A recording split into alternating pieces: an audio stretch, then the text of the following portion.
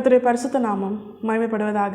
இந்த நாளிலும் தேவன் தம்முடைய பெரிதான கிருபையினால் இந்த புதிய மாதத்தை தேவஜனங்களாகிய நம்மை காண வைத்திருக்கிறார்.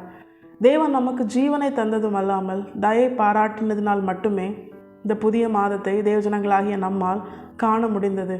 இத்தனை நாட்களும் தேவனுடைய கரம் மட்டுமே தேவஜனங்களாகிய நம்மை அது வழி நடத்தினது. தேவன் தம்முடைய வார்த்தையினால் மட்டுமே தேவஜனங்களாகிய நம்மை ஒவ்வொரு சூழ்நிலையும் கடக்க பண்ணினார். கடந்த நாட்களெல்லாம் நினைக்கும் பொழுது கர்த்தர் நம்மை இவ்வளவாய் நடத்த, இவ்வளவாய் நம்மிடத்தில் அன்பு கூர்ந்து அவருடையவர்களாய் நம்மை உருவாக்க நமக்கு எந்த தகுதியுமே இல்லையே அப்படிங்கிற ஒரு உணர்வு தான் நமக்குள் வரும். இது எல்லாமே தேவனுடைய அன்பு. தேவன் தம்முடைய குமாரனே நமக்காக தந்தார். தேவஜனங்களாகிய நம்மேல் தேவன் பாராட்டின அன்பு ரொம்ப பெருசு. ஒவ்வொரு நாளும் அவர் தம்முடைய வார்த்தையை தந்து அந்த நாளை காண செய்கிறார், அந்த நாளை கடக்க பண்ணுகிறார். அந்த நாளில் உள்ள எல்லா சூழ்நிலையும் அவருடைய வார்த்தையை கொண்டு மேற்கொள்ள தேவன் நமக்கு கிருபை பாராட்டுகிறார். தேவனுடைய பெரிதான கிருபையினால் இந்த நாளையும் தேவன் நம்மை காண வைத்திருக்கிறார்.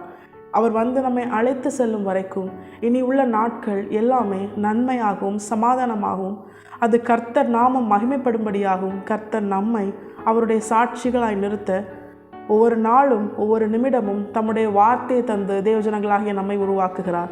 இந்த மாதத்திலும் அவருடைய வருகை பரியந்தம் நம்மை கர்த்தருக்குள் பலப்படுத்தும்படியாய் கர்த்தர் நமக்காக தந்திருக்கிற விசேஷித்த வார்த்தை என்ன தெரியுமா?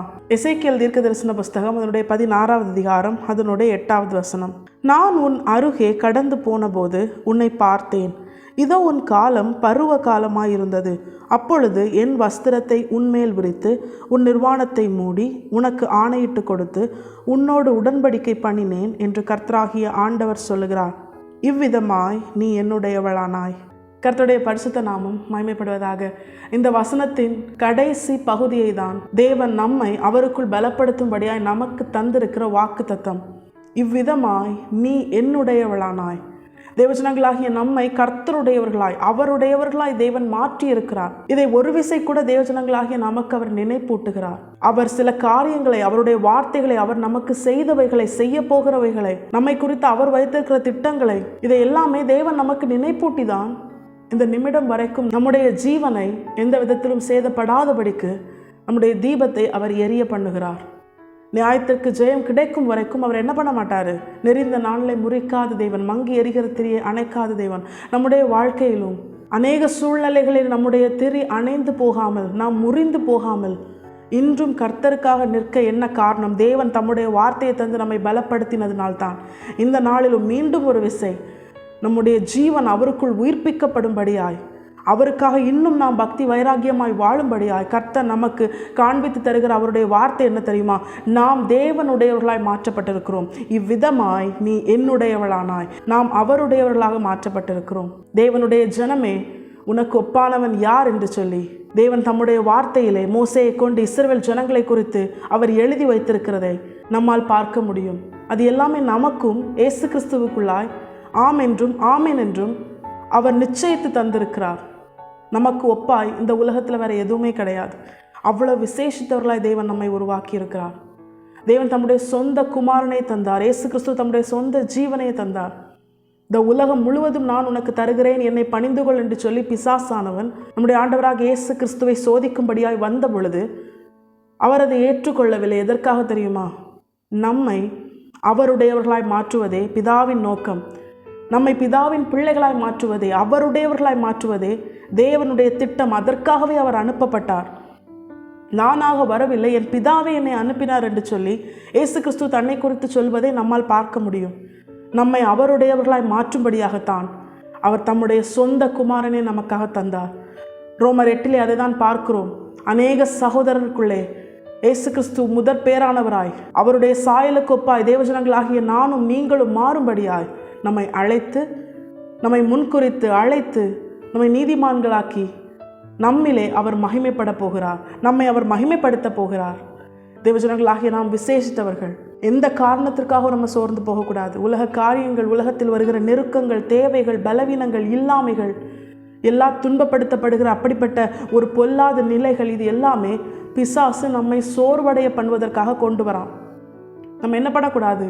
அதற்கு இடம் கொடுக்கக்கூடாது. ஏன்னா நம்மை குறித்த தேவ திட்டம் என்ன தெரியுமா? நம்மை அவருடையவர்களாய் மாற்றுவது. இயேசு கிறிஸ்துவின் சாயலுக்கு ஒப்பாய் மாற்றுவது. அதுதான் பிதாவாகிய தேவனுக்கு நம்மை குறித்த நோக்கம். நம்ம எந்த காரியம் பலவீனப்படுத்தாது, நம்ம எந்த காரியம் மேற்கொள்ளாது. உலகமோ மாமிசமோ பிசாசோ நிச்சயமாய் தேவஜனங்களாகிய நம்மை மேற்கொள்ளாது. தேவஜனங்களாகிய நாம் அவ்வளவு விசேஷித்தவர்களாய் தேவனுடையவர்களாய் மாற்றப்பட்டிருக்கிறோம். அவருடையவர்களாய் அறியப்பட அவர் நம்மை தெரிந்து கொண்டிருக்கிறார்.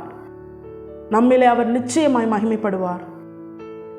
வேதத்தில் அதற்கு சாட்சியாய் இயேசு கிறிஸ்து 12 அப்போஸ்தலர்களை தெரிந்தெடுத்து அநேகர் தம்மை பின்பற்றி வந்தாலும் அந்த 12 பேரையும் பிதாவின் சித்தத்தின்படி அவர் தெரிந்தெடுத்து தம்முடையவர்களாய் தம்மோடு கூட வைத்திருந்ததை நம்மால் பார்க்க முடியும். அது எதற்காக தெரியுமா? நமக்கு மாதிரியாய் காண்பித்து தர. அந்த 12 பேருக்கும் உள்ள விசேஷம் என்ன தெரியுமா?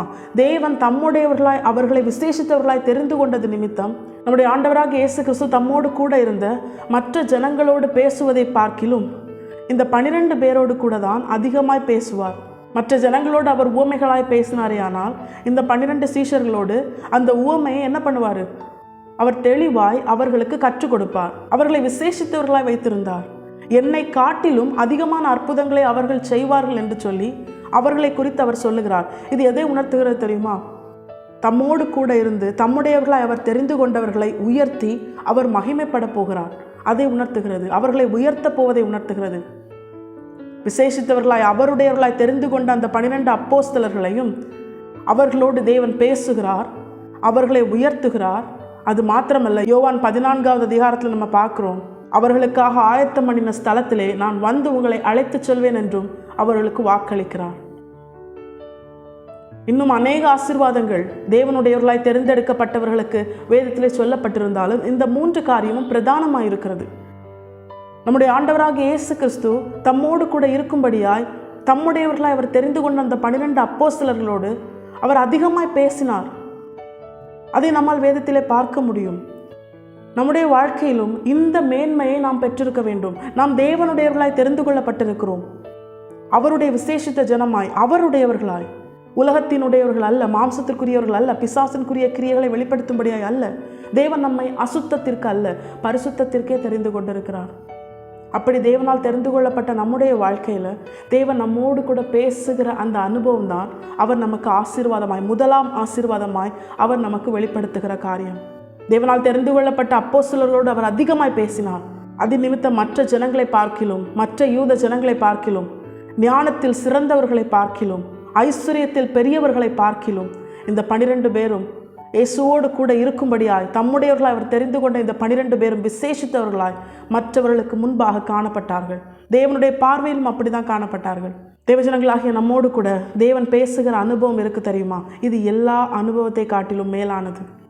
இந்த நிமிடம் வரைக்கும் நம்மில் அநேகர் ஜீவனோடு இருக்க காரணம் தேவன் நம்மோடு கூட சமயத்திற்கேற்ற வார்த்தையை தந்து நம்மை பலப்படுத்துவதனால் மட்டுமே. அவர் பேசலைன்னா இதற்கு முன்பதாகவே நம்ம என்ன ஆயிருப்போம்? இல்லாமலே போயிருப்போம். சூழ்நிலை நம்மை மேற்கொண்டிருக்கும். அநேக மனிதர்கள் நம்மை உயிரோடு விழுங்கி இருப்பார்கள். அப்படிப்பட்ட தருணங்கள்லாம் நம்முடைய வாழ்க்கையில் அநேக தரம் வந்திருக்கலாம்.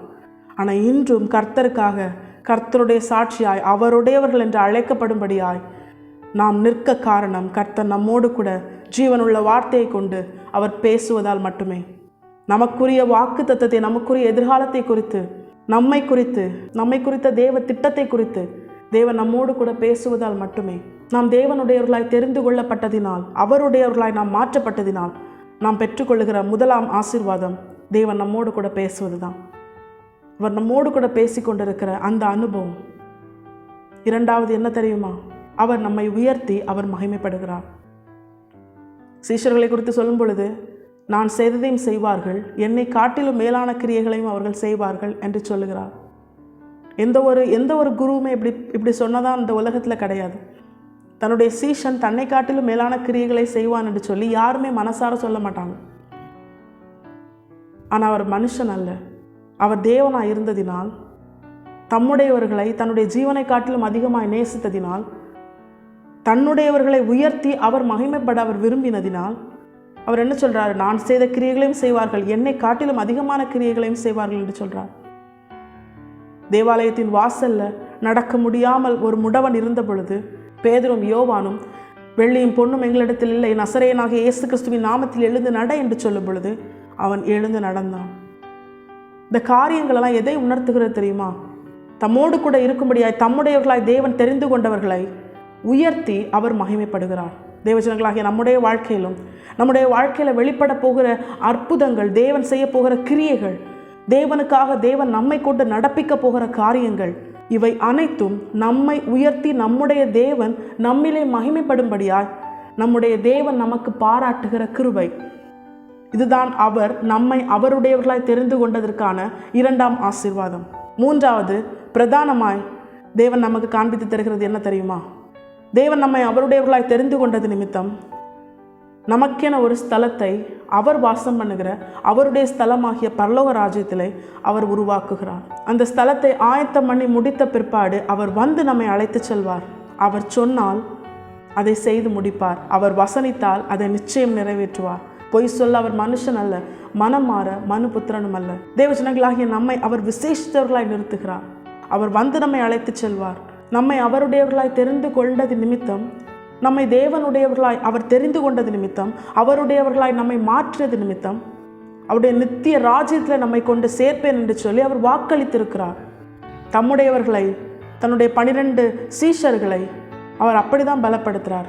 யோவான் 14வது அதிகாரத்தில் நம்ம பார்க்குறோம், நான் வந்து உங்களை அழைத்து செல்வேன். அந்த வார்த்தைகள் அவர்களை இன்னும் கர்த்தருக்குள் பலப்படவும், கர்த்தருக்காக பக்தி வைராக்கியமாய் வாழவும் அது அவர்களை ஏவினது, பிரயாசப்பட வைத்தது. தேவஜனங்களாகிய நம்முடைய வாழ்க்கையிலும் வேதத்தில் சொல்லப்பட்ட எல்லா ஆசீர்வாதங்களுக்கும் மேலான ஆசீர்வாதம் என்ன தெரியுமா? தேவனோடு கூட அந்த நித்திய ராஜ்யத்திலே நித்தியமாய் வாழும்படியாய், பரலோக ராஜ்யத்தை சுதந்திரிக்கும்படியாய் தேவன் வந்து நம்மை அழைத்து செல்வதுதான் நாம் எதிர்பார்த்து காத்திருக்கிற ஒரு பிரதானமான ஆசீர்வாதம். அந்த வாக்குத்தத்தத்தை தான், அதை தான் தேவன் வாக்குத்தத்தமாகவும் நமக்கு தந்திருக்கிறார். நித்திய ஜீவனை அளிப்பேன் என்பதை அவர் நமக்கு தந்த வாக்குத்தத்தம். அதற்காக காத்திருக்கிறோம். தேவன் சொல்லுகிறார், நான் வந்து உன்னை அழைத்து செல்வேன். நீ என்னுடையவனாய் மாற்றப்பட்டது நிமித்தம், நீ என்னுடையவளாய் மாற்றப்பட்டது நிமித்தம், உனக்கென நான் பரலோக ராஜ்யத்திலே ஆயத்தம் பண்ணின அந்த ஸ்தலத்தை, அந்த வேலையை நான் முடித்த பிற்பாடு நான் வந்து உன்னை அழைத்து செல்வேன். என்னோடு கூட என்னுடைய சிங்காசனத்திலே அமர்ந்து ஆளுகை செய்யும்படியாய் உனக்கு கிருபை செய்வேன் ஆண்டவர் சொல்கிறாரு. இன்னும் அநேக காரியங்கள் வேதத்தில் சொல்லப்பட்டிருக்கிறது. ஆனால் அந்த 3 காரியமும் தேவஜனங்களாகிய நாம் தேவனுடையவர்களாய் மாற்றப்பட்டது நிமித்தம் நாம் பெற்றுக்கொள்ளுகிற பிரதானமான ஆசீர்வாதங்கள். இந்த 3 காரியம் நம்முடைய வாழ்க்கையில் இருந்தாலே போதும். இதை குறித்த ஒரு பலன், இதை குறித்த ஒரு விசுவாசம் நிச்சயம் நம்முடைய இருதயத்தில் இருந்தாலே போதும். கர்த்தருக்காக எந்த சூழ்நிலையிலும் நிற்க தேவனுடைய வார்த்தை நம்மை பலப்படுத்தும். தேவனுடையவர்களாய் மாற்றப்படுகிறதின் மேலான ஆசீர்வாதங்கள் தான் இந்த 3 காரியம். கர்த்தர் நம்மோடு கூட பேசுகிறார். கர்த்தர் நம்மை உயர்த்தி அவர் மகிமைப்படுகிறார். அவர் வாசம் பண்ணுகிற அவருடைய ஸ்தலமாகிய பரலோக ராஜ்யத்திலே நமக்கென ஒரு ஸ்தலத்தை ஆயத்தம் பண்ணி அவர் வந்து நம்மை அழைத்து செல்வார். இந்த 3 காரியமும் தேவன் நம்மை அவருடையவர்களாய் மாற்றுகிறது நிமித்தம் நாம் பெற்றுக்கொள்ளுகிற பிரதானமான ஆசீர்வாதங்கள். நிச்சயமாய் தேவ ஜனங்கள் இதை உணர்ந்தவர்களாய், இதை சுதந்திரிக்க, இந்த 3 காரியத்திற்குரியவர்களாய் மாற நாம் நம்மை முழுமையாய் கர்த்தருடைய பாதத்திலே அர்ப்பணிக்க வேண்டும். இந்த நாளிலும் இந்த காரியத்தை காண்பித்து தந்துதான் கர்த்தர் நம்மை அவருக்குள் பலப்படுத்துகிறார். இந்த மாதத்தை துவங்கும் பொழுதே ஒரு நிச்சயத்தோடு, ஒரு சந்தோஷத்தோடு, கர்த்தருக்குள் சந்தோஷமாக இருப்பதே என் பலன், அந்த வசனம் நமக்குள் கிரியை செய்ய வேண்டுமானால் கர்த்தர் எப்படிப்பட்டவர், கர்த்தர் நம்மை குறித்து வைத்திருக்க திட்டம் எப்படிப்பட்டது, அவர் நம்மை எவ்வளவாய் நேசிக்கிறார் என்பதை உணர்ந்து அவருக்குள் மகிழ்ந்து களி கூறும்படியாய் அவரை அறிந்து கொண்டு எப்பொழுதும் அவரோடு கூட இணைந்து வாழ நாம் நம்மை அர்ப்பணிக்கும் பொழுதுதான் எல்லா சூழ்நிலையிலும் எப்பொழுதும் கர்த்தருக்குள் சந்தோஷமாக இருக்க முடியும். தேவன் இந்த நாளிலும் பிரதானமாய் தேவஜனங்களாகிய நமக்கு வாக்கு பண்ணுவதும் அதுதான். இவ்விதமாய் நீ என்னுடையவளானாய். அது நிமித்தம் நாம் அவருடையவர்களாய் மாற்றப்பட்டது நிமித்தம் நாம் பெற்றுக்கொள்ளுகிற பிரதானமான ஆசீர்வாதங்கள் தான். தேவன் நம்மோடு கூட பேசுகிறார், நம்மை உயர்த்தி அவர் மகிமைப்படுகிறார், நமக்கென ஒரு ஸ்தலத்தை ஆயத்தம் பண்ணி கொண்டிருக்கிறார். அதை முடித்த பிற்பாடு அவர் வந்து நம்மை அவரோடு கூட அந்த நித்திய ஜீவனிலே அழைத்து சென்று நித்தியமாய் வாழும்படியாய் கிருபை செய்வார். தேவஜனங்களாகிய நாம் அவருடையவர்களாய் மாற்றப்பட்டிருக்கிறோம். நாம் அறிந்த ஒரு காரியம், எந்த ஒரு வாக்குத்தத்தமும் நிபந்தனை இல்லாமல், கட்டளை இல்லாமல் தேவன் கொடுப்பது இல்லை. தேவஜனங்களாகிய நம்முடைய வாழ்க்கையில் வாக்குத்தத்தத்தை சுதந்திரிக்க எந்த அளவுக்கு நம்ம பிரயாசப்படுறோமோ அதை காட்டிலும் அதிகமாய் அந்த வாக்குத்தத்தத்திற்கு தேவன் காண்பித்து தந்த நிபந்தனையும் கட்டளையும் நிறைவேற்ற நாம் பிரயாசப்பட்டோமே ஆனால் நிச்சயமாய் 100% நம்முடைய வாழ்க்கையில் தேவன் நமக்கு தந்த வாக்குத்தத்தம் நிறைவேறும். இந்த நாள் வரைக்கும் அநேக வாக்குத்தத்தங்கள் நம்முடைய வாழ்க்கையில் நிறைவேறாமல் போனதற்கான காரணம் என்ன தெரியுமா? அதற்குரிய நிபந்தனையை நிறைவேற்றாமல் ஏனோதானோன்னு நம்ம வாழ்ந்ததுனால தான். இந்த நாளிலும் கர்த்தர் தேவஜனங்களாகிய நம்மை எச்சரித்து கண்டித்து உணர்த்தி கற்றுத்தருகிற இந்த வசனத்திற்கான, இந்த மேலான ஆசீர்வாதத்திற்கான நிபந்தனை என்ன தெரியுமா? அதே எசேக்கியேல் தீர்க்கதரிசன புஸ்தகம் அதனுடைய 16வது அதிகாரம் அதனுடைய 8வது வசனத்தின் கடைசி பகுதியை நம்ம வாசிச்சோன்னா, இவ்விதமாய் நீ என்னுடையவளானாய். தேவஜனங்களாகிய நாம் கர்த்தருடையவர்களாய் மாற்றப்பட தேவன் ஒரு காரியத்தை வைத்திருக்கிறார். இவ்விதமாய், இந்த வார்த்தை எதை உணர்த்துகிறதுனா, ஏதோ ஒரு காரியத்தை தேவன் சொல்லிவிட்டு இவ்விதமாய் நீ என்னுடையவளானாய் அப்படின்னு ஆண்டவர் சொல்றாரு. அப்போ இந்த இவ்விதமாய் என்கிற வார்த்தை, அந்த காரியம் எதை உணர்த்துகிறது அப்படின்னு நம்ம தியானிக்கும் போது, இந்த வசனத்தின் முதல் பகுதியை நம்ம வாசிச்சோம்னா, நான் உன் அருகே கடந்து போன போது உன்னை பார்த்தேன், இதோ உன் காலம் பருவ காலமாய் இருந்தது, அப்பொழுது என் வஸ்திரத்தை உன்மேல் விரித்து உன் நிர்வாணத்தை மூடி உனக்கு ஆணையிட்டு கொடுத்து உன்னோடு உடன்படிக்கை பண்ணினேன் என்று கர்த்தராகிய ஆண்டவர் சொல்லுகிறார். தேவஜனங்களாகிய நம்மை செயல்படுத்தும்படியாய் செய்யும்படியாய் கர்த்தர் காண்பித்து தருகிற கட்டளை என்ன தெரியுமா? தேவன் நம் அருகே வந்து நம்மை பார்த்தது அவர் நம்மேல் வைத்த அன்பினால், அவர் பாராட்டின கிருபையினால். அதன் பிற்பாடு அவர் என்ன செய்கிறாரா? அவர் தம்முடைய வஸ்திரத்தை நம்மேல் விரித்து நமக்கு ஆணையிட்டு கொடுத்து நம்மோடு கூட உடன்படிக்கை பண்ணுகிறாராம். முதலாம் காரியம் அவர் செய்தது, அவர் நம் அருகே வந்து நம்மை பார்த்தது அவர் நம்மேல் பாராட்டின கிருபையும் அன்பும். பிற்பாடு அவர் செய்தது, அவர் நம்மை அவருடையவர்களாய் மாற்றும்படியாய் அவர் செயல்பட்ட காரியங்கள், நம்மை அவருடையவர்களாய் மாற்ற அவர் செய்த கிரியைகள். இந்த ரெண்டுக்கும் இடையில ஒரு காரியம் நாம் செய்யும்படியாய், நம்மிடத்திலிருந்து வெளிப்படும்படியாய் கர்த்தர் காண்பித்து தருகிறார். அதுதான், இதோ உன் காலம் பருவ காலமாய் இருந்தது. தேவஜனங்களாகிய நம்மை பார்த்து கர்த்தர் சொல்லுகிறார், எப்பொழுது தேவன் நம் அருகே வந்து நம்மை பார்க்கும் பொழுது நம்முடைய காலம் பருவ காலமாய் இருக்குமோ அப்பொழுதுதான் நம்மை அவருடையவர்களாய் மாற்றும்படியான கிரியைகளை கர்த்தர் நடப்பிப்பார். அதன் பிற்பாடுதான் அவர் வஸ்திரத்தை விரிக்கிறார், ஆணையிட்டு கொடுக்கிறார், உடன்படிக்கை செய்கிறார். அருகே வந்து பார்த்த உடனே ஆண்டவர் இதை செய்யல. அருகே வந்து பார்க்கும் பொழுது, அன்பின் நிமித்தம் அருகே வந்து கிருபை நிமித்தம் நம்மை பார்க்கும் பொழுது, நம்முடைய காலம் பருவ காலமாக இருந்தால் மட்டுமே அவர் என்ன செய்வார்? தம்முடைய வஸ்திரத்தை நம்மேல் விரிப்பார், நமக்கு ஆணையிட்டு கொடுப்பார், நம்மோடு கூட அவர் உடன்படிக்கை செய்வார். இவ்விதமாய் இந்த காரியங்கள் மூலமாய் நாம் தேவனுடையவர்களாய் மாற்றப்படுகிறோம். தேவஜனங்களாகிய நம்மை பார்த்து நம்முடைய காலம் பருவ காலமாக இருக்க வேண்டும் என்று கர்த்தர் விரும்புகிறார். இதை இன்னொரு இங்கிலீஷ் டிரான்ஸ்லேஷனில் நம்ம பார்த்தோம்னா, நேசிப்பதற்கு ஏதுவான வளர்ச்சி அப்படின்னு நம்ம பார்க்குறோம். தேவன் நம்மை பார்க்கும் பொழுது தேவனுடைய நேசத்தை நாம் பெற்றுக்கொள்ளத்தக்கதான வளர்ச்சி நம்மிடத்தில் இருக்கிறதா? அதுதான் பருவ காலம் என்கிற அந்த வார்த்தை குறிக்கிறது. தேவஜனங்களாகிய நாம் தேவனுடைய நேசத்தை பெற்றுக்கொள்ளும்படியான வளர்ச்சியை உடைய தேவஜனங்களாக இருக்கிறோமா?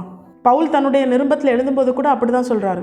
மாம்சத்திற்குரிய கிரியைகளை உடையவர்களை அவர் என்ன சொல்றாரு? ஆவிக்குரிய வாழ்க்கையில் இன்னும் குழந்தைகளா இருக்கிறீர்கள்னு சொல்றாரு. அப்ப ஆவிக்குரிய வாழ்க்கையில குழந்தையா இருக்கிறதும் மாம்சத்திற்கேற்ற கிரியைகளை வெளிப்படுத்துறதும் ஒண்ணுதான். அப்ப ஆவிக்குரிய வாழ்க்கையில எவன் ஒருவன் வளர்ச்சி அடைந்திருக்கிறானோ, அந்த வளர்ச்சி தேவனுடைய நேசத்தை பெற்றுக்கொள்ளும்படியான வளர்ச்சியாய் இருக்கும் பொழுது தேவன் என்ன பண்ணுவாரு? அந்த மனுஷனை தேவனுக்குரியவனாய் தேவன் மாற்றுவார். இதுதான் ஆண்டவர் நம்மிடத்தில் எதிர்பார்க்கிறார். இன்னும் மாம்சீக கிரியைகளை வெளிப்படுத்தி ஆவிக்குரிய காரியத்தில் குழந்தைகளாகவே நாம் இருந்தோம்னா எந்த நிலையிலும் நாம் தேவனுடையவர்களாய் மாற்றப்பட முடியாது. அப்படி மாற்றப்படாமலே நம்முடைய வாழ்க்கை ஒரு ஆவிக்குரிய வாழ்க்கையில் ஒரு குழந்தையான ஒரு மாம்ச கிரியைகளை உடையவர்களாகவே நம்ம தொடர்ந்தோம்னா தேவன் நம்மோடு கூட பேச மாட்டார். தேவன் நம்மை உயர்த்தி அவர் மகிமைப்பட மாட்டார். அது மாத்திரமல்ல, அந்த நித்திய ராஜ்யத்திற்குள்ள பங்குள்ளவர்களாய் நம்மால் மாற முடியாது. அவர் வந்து நம்மை அழைத்து செல்ல மாட்டார்.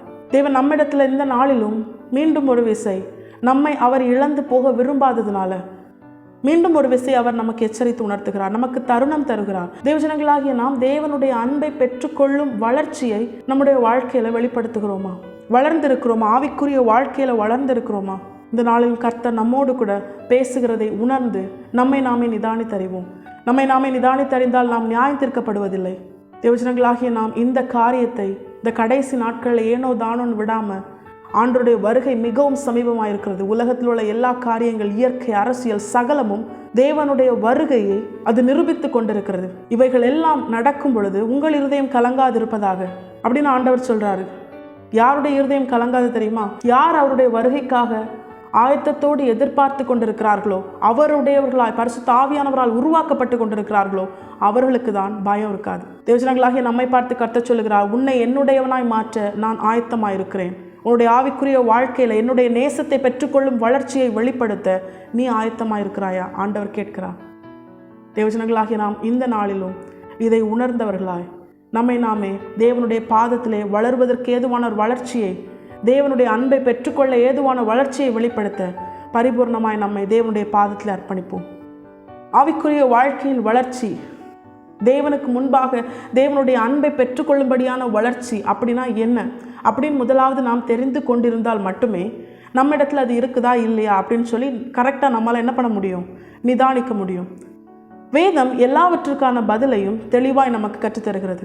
தேவன் எதிர்பார்க்கிற தேவனுடைய அன்பை பெற்றுக்கொள்ளும்படியான அந்த வளர்ச்சி அது எதை உணர்த்துகிறது அப்படின்னு நம்ம தியானிச்சோன்னா, எடுத்துக்கொள்வோம் 1 சாமுவேல் அதனுடைய 3வது அதிகாரம் அதனுடைய 19வது வசனமும் 21வது வசனமும். சாமுவேல் வளர்ந்தான், கர்த்தர் அவனுடனே கூட இருந்தார். அவர் தம்முடைய எல்லா வார்த்தைகளிலும் ஒன்றையாகிலும் தரையிலே விழுந்து போக விடவில்லை. கர்த்தர் பின்னும் சீலோவிலே தரிசனம் தந்தருளினார். கர்த்தர் சீலோவிலே தம்முடைய வார்த்தையினாலே சாமுவேலுக்கு தம்மை வெளிப்படுத்தினார். கர்த்தருடைய பரிசுத்த நாமம் மகிமைப்படுவதாக. தேவனுடைய அன்பை பெற்றுக்கொள்ளும்படியான வளர்ச்சி எதை உணர்த்துகிறது தெரியுமா? இந்த 1 சாமுவேல் 3வது அதிகாரம் அதனுடைய 19, 21 வசனங்களை நம்ம கம்பேர் பண்ணி பார்க்கும் பொழுது தேவஜனங்களாகிய நமக்கு கற்றுத்தருகிறது என்ன தெரியுமா? எவன் ஒருவன் தேவனுடைய வார்த்தையிலே தேவனை அறிந்து கொள்ளுகிறானோ, தேவனை உணர்ந்து கொள்ளுகிறானோ, தேவனை தன்னுடைய மன கண்களிலே தரிசிக்கிறானோ, அவன்தான் கர்த்தருடைய பார்வையிலே அவருடைய நேசத்தை பெற்றுக்கொள்ளும்படியான வளர்ச்சியை தன்னுடைய வாழ்க்கையில் வெளிப்படுத்துகிறவனாக இருக்கிறான். தேவஜனங்களாகிய நம்மிடத்தில் தேவன் எதிர்பார்ப்பது ஒன்றே ஒன்றுதான். அவர் நம்மை நேசிக்கிறது போல நாம் அவரை நேசிக்கும்படியாய் அவருடைய வார்த்தையை நேசிக்கணும். ஏன்னா அவருடைய வார்த்தை தான் நம்முடைய ஆண்டவராக இயேசு கிறிஸ்து. வெளிப்படுத்தின விசேஷத்தில் நம்முடைய ஆண்டவராக இயேசு கிறிஸ்துவுக்கு கொடுக்கப்பட்ட நாமமே தேவனுடைய வார்த்தை தான். இப்போ ஆவிக்குரிய வாழ்க்கையில் நம்ம வளர்வதற்கு ஏதுவான இந்த வார்த்தைகளை நாம் உணர்ந்து கொள்ளுகிறவர்களாக இருக்கணும். இந்த வார்த்தைகளை நாம் வாசிக்கிறவர்களாக இருக்கணும். இதை தியானிக்கிறவர்களாக இருக்கணும். இதை குறித்து அறிந்து கொள்ள நாம் பிரயாசப்படுகிறவர்களாக இருக்கணும். தேவஜனங்களாகிய நம்மை பார்த்து தான் தேவன் சொல்லுகிறார். தேவனுடைய வார்த்தைகளை தேவனை அறிந்து கொள்ளுகிறோமா? பைபிள் வாசிக்கிறோம், நமக்கு முதலாவது புரியுதா பைபிளில் உள்ள வார்த்தைகள்? இன்னைக்கு அநேகருக்கு பைபிள் வாசிக்க பிடிக்காமல் போனதற்கு முதலாவது காரணமே அவங்களுக்கு எதுவுமே புரியாததுனால தான். பரிசுத்த ஆவியானவரின் உதவி இல்லைன்னா பைபிளில் உள்ள வார்த்தைகள் புரியாது தான். ஆனால் எவன் ஒருவன் உண்மையாய் ஆண்டவரை என்னோடு கூட நீங்கள் பேசணும், உம்முடைய வார்த்தையை நான் அறிந்து கொள்ளணும், உம்முடைய வார்த்தையின்படி வாழ நான் என்னை முழுமையாக அர்ப்பணிக்க, என்னை குறித்த உம்முடைய திட்டம், நான் என்ன செய்யணுங்கிற உம்முடைய விருப்பம், இதை நான் அறிந்து கொள்ள எனக்கு முதலாவது இந்த வசனத்தை புரிய வைங்க அப்படின்னு சொல்லி எவன் ஒருவன் உண்மையாய் தேவனிடத்தில் தேவ சமூகத்தில் கேட்கிறானோ அவனை தேற்றும்படியாய், அவனுக்கு உதவி செய்யும்படியாய், அவனுக்கு இந்த வார்த்தைகளை, ஜீவனுள்ள வார்த்தைகளை புரிய வைக்கும்படியாய் பரத்திலிருந்து அருளப்பட்டவர் தான் பரிசுத்த ஆவியானவர். நிச்சயமாய் பரிசுத்த ஆவியானவர் வந்து அவனுக்கு உதவி செய்வார். ஆனால் தேவன் நம்முடைய இருதயத்தை பார்க்கிறார். உண்மையாய் இந்த எண்ணத்தோடு நம்ம என்ன பண்ணணும்? வேதத்தை வாசிக்கவும், அதை தியானிக்கவும், அதற்கு கீழ்ப்படியவும், வேதத்திலே தேவனை அறிந்து கொள்ளவும், தேவனை தரிசிக்கவும், தேவன் தம்மை இந்த வார்த்தைகள் மூலமாய் நமக்கு வெளிப்படுத்தவும், இந்த வேதத்தோடு நம்ம என்ன பண்ணணும்? டைம் ஸ்பெண்ட் பண்ணவும், உண்மையான விருப்பத்தோடு நம்ம ஆண்டவர்கிட்ட கேட்கணும். இந்த கிரியை நம்மிடத்தில் இருக்குதா? உண்மையான ஏக்கம் இருக்குதா? மனுஷன் முகத்தை பார்க்கிறான், கர்த்தரோ இருதயத்தை பார்க்கிறார். இருதயத்தை பார்த்து அவர் தாவீதை தெரிந்து கொண்டார். நம்மை சுற்றி இருக்கிறவர்கள் நம்மை பார்த்து நல்லவர்கள் கெட்டவர்கள் என்று சொல்லி அப்படிப்பட்ட ஒரு சர்டிஃபிகேட் நமக்கு பிரயோஜனமே இல்லை. அவங்க என்ன வேணாலும் சொல்லட்டும். எவன் ஒருவன் கர்த்தரால் புகழப்படுகிறானோ அவனே உத்தமன்.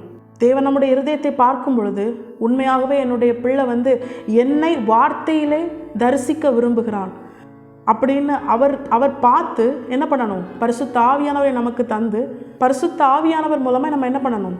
இந்த வசனத்தை உணர்ந்து கொள்ளுகிற ஒரு உணர்வுள்ள இருதயத்தை பெற்றுக்கொள்ளணும். முதலாவது நாம் அதற்கு வாஞ்சிக்கிறவர்களாக இருக்கணும்.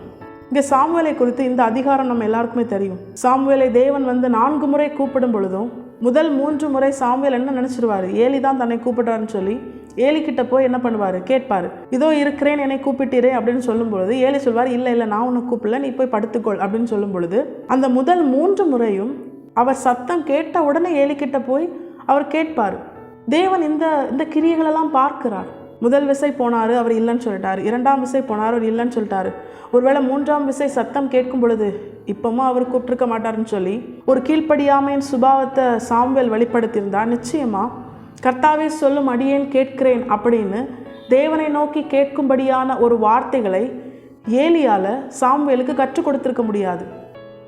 ஆனால் 3வது முறையும் சாமுவேல் கீழ்ப்படிந்து எழுந்து போய் ஏலி கிட்ட கேட்டதுனால அந்த காரியத்தை கர்த்தாவே சொல்லும் அடியேன் கேட்கிறேன் அப்படின்னு நீ சொல்லு அப்படின்னு சொல்லி ஏலியை கொண்டு தேவன் சாமுவேலுக்கு கற்றுக் கொடுக்கிறார். 4ஆம் விசை கர்த்தர் முன்போல் வந்து நின்று சாமுவேலை சாமுவேலை என்று கூப்பிடும் பொழுது அதே வார்த்தையை ஏலி தனக்கு கற்பித்த வார்த்தையை சாமுவேல் என்னும் பிள்ளையாண்டான் தேவனை நோக்கி சொல்வதை இந்த அதிகாரத்தில் நம்மால் பார்க்க முடியும். தேவஜனங்களாகிய நம்முடைய விருப்பத்தை, நம்முடைய கிரியைகளை, நம்முடைய நினைவுகளை, நம்முடைய செயல்களை, நாம் மற்றவர்களிடத்தில் பழகுகிற விதங்களை சகலத்தையும் நம்முடைய தேவன் நம்மோடு கூட இருந்து பார்த்து கொண்டே இருக்கிறார். அதற்காகவே அவர் நம் அருகில் வந்து நம்மை பார்க்கிறார். நம்முடைய காலம் பருவ காலமாக இருக்கிறதா, இல்லை அவர் நம்மை பார்த்து வேதனையோடு நம்மை விட்டு விலகி போகிற அந்த நிலையில் நம்ம இருக்கிறோமா? சிம்சோனை விட்டு தேவனுடைய ஆவியானவர் விலகினதை அவன் அறியாதிருந்தான். ஏன் தெரியுமா? அவன் திரும்ப திரும்ப உணர்வே இல்லாமல் பாவம் செஞ்சான். உணர்வில்லாத இருதயம் ஒரு மனுஷனை இருளடைந்து போக பண்ணும். அவனுடைய வாழ்க்கையை, சிம்சோனுடைய வாழ்க்கை எப்படி ஒரு கொடூரமாய் முடிந்ததோ அப்படி ஒரு நன்மை இல்லாத ஒரு நிலையில் அவங்க வாழ்க்கையை தள்ளிடும். தேவஜனங்களாகிய நம்மை கர்த்தர் இந்த நாளில் எச்சரித்து உணர்த்துகிறார். வசனத்திற்கு முக்கியத்துவம் கொடுப்போம், வசனத்தை வாசிப்போம், அதை நேசித்து வாசிப்போம், அதை நேசித்து வாசித்து தியானிப்போம். இந்த வசனத்தில் என் கூட என் ஆண்டவர் பேசுவார். என் ஆண்டவரை நான் அந்த வார்த்தையின் மூலமாக தரிசிக்கலாம். ஏன்னா சாமுவேலுக்கு கர்த்தர் தம்மை இந்த வார்த்தையிலிருந்து வெளிப்படுத்தினாராம். அவர் எப்படிப்பட்டவர்?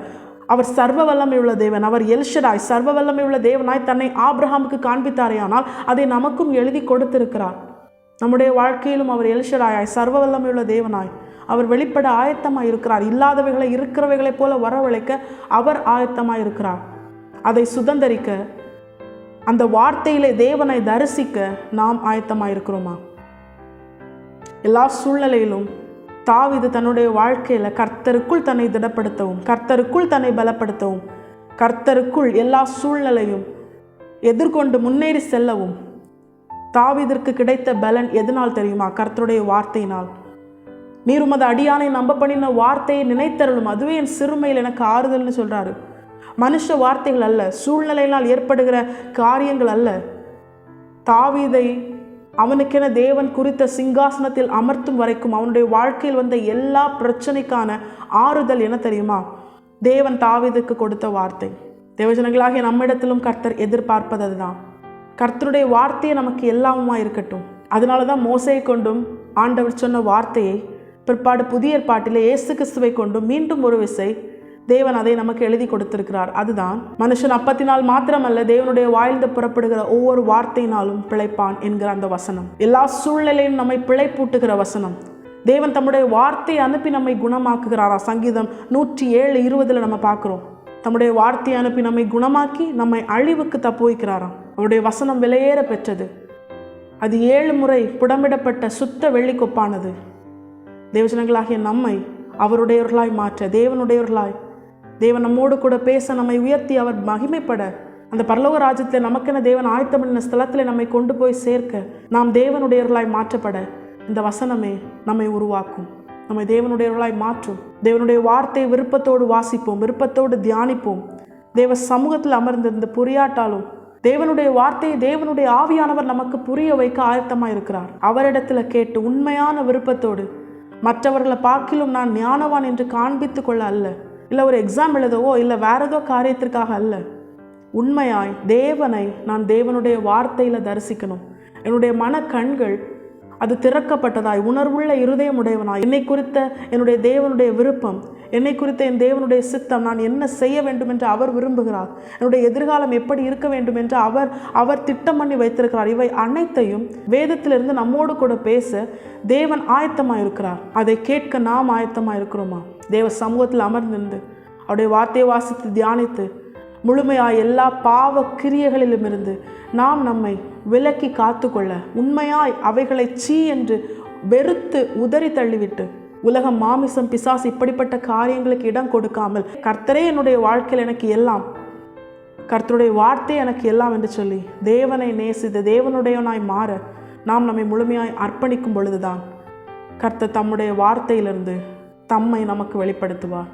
ஒரு பாவியாகிய ஸ்திரீயை ஆண்டவர் அவளுடைய ஜீவனை காக்கும்படியாய் கிரியை நடப்பித்த பொழுது அவள் தன்னை முழுமையாய் அவருடைய பாதத்தில் அர்ப்பணித்தாள். அப்படி அர்ப்பணித்ததின் பிற்பாடு அவள் பாவம் செய்யாமல் அந்த பாவத்தை விட்டுவிட்டு தன்னை அர்ப்பணித்த பிற்பாடு தேவன் அவள் மேல் அன்பாய் இருந்தார் என்று சொல்லி யோவான் 11ஆம் அதிகாரத்தில் நம்ம பார்க்குறோம். தேவன் மார்த்தாள் மேலும் மரியாள் மேலும் அவள் சகோதரனாகிய லாசரு மேலும் அன்பாய் இருந்தார். அவர் லாசருவுக்காக கண்ணீர் விட்ட பொழுது இவர்களை எவ்வளவாய் நேசிக்கிறார் என்று சொல்லி மற்ற யூத ஜனங்கள் அறிந்து கொண்டார்கள். அவங்க சொல்வாங்க, இவர் அவன் மேல் எவ்வளவு அன்பாக இருக்கிறார் என்று. இதெல்லாம் எதனால் நடக்குது? தன்னுடைய பழைய வாழ்க்கையை விட்டு தன்னை முழுமையாய் கர்த்தருடையவளாய் மாற கர்த்தருடைய பாதத்தில் அர்ப்பணித்த பொழுது, கர்த்தருடைய வார்த்தையை கேட்க அவருடைய பாதத்திலே அதுவே என்னுடைய நல்ல பங்கு என்று தன்னை ஒப்பு கொடுத்த பொழுது கர்த்தர் அவளுக்காகவும் பேசினார், அவளோடும் பேசினார், அவள் குடும்பத்திலும் அவர் கிரியை நடப்பித்தார்.